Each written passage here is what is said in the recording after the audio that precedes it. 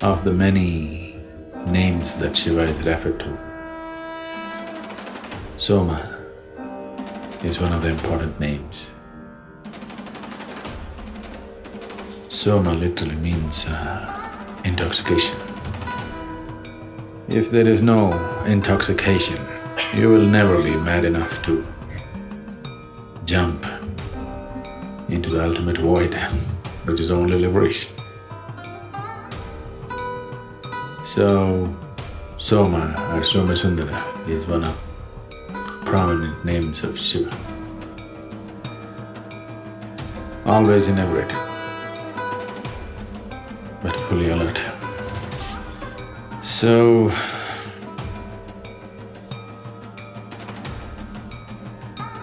the story goes like this. Shiva was sitting near Kailash in a completely inebriated state.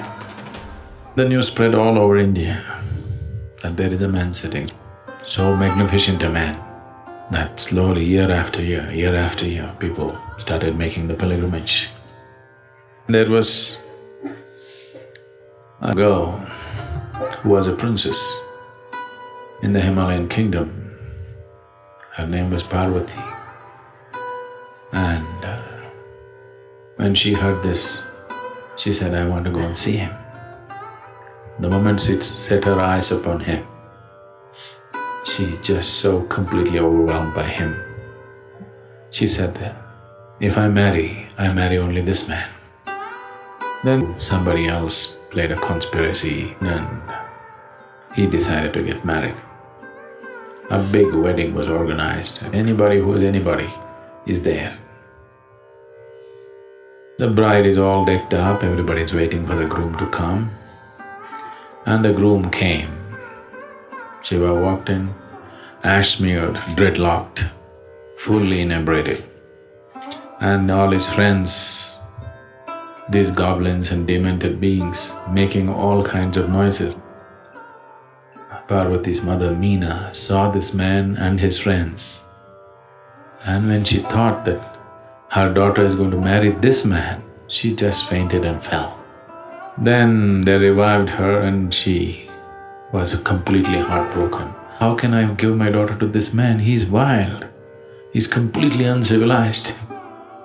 He's not even a man, he's something else. So Parvati went and begged Shiva, "For me, whichever way you are, for some reason you put on a hideous form and come, this is also okay with me. But for my mother's sake, just show a better form." Then he said, "Okay." And then he turned into a very graceful and beautiful form, which was referred to as Somasundara, drunk but beautiful.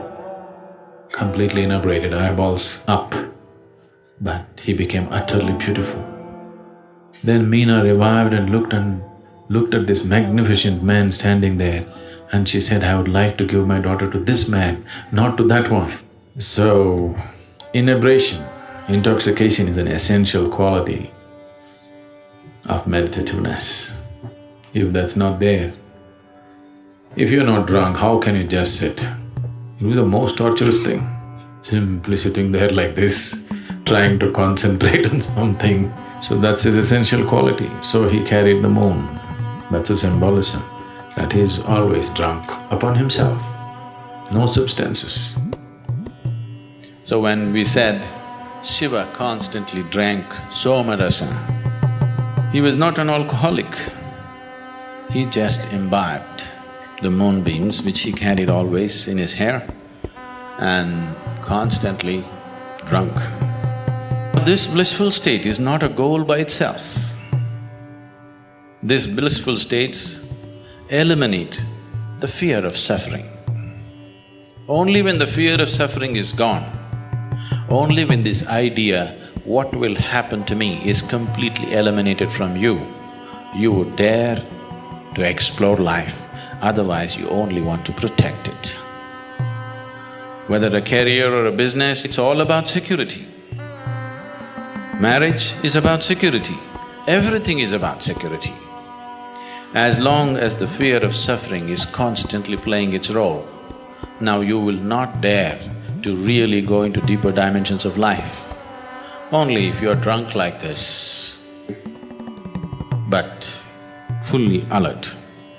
Now, there is no fear of suffering, you're willing to go anywhere.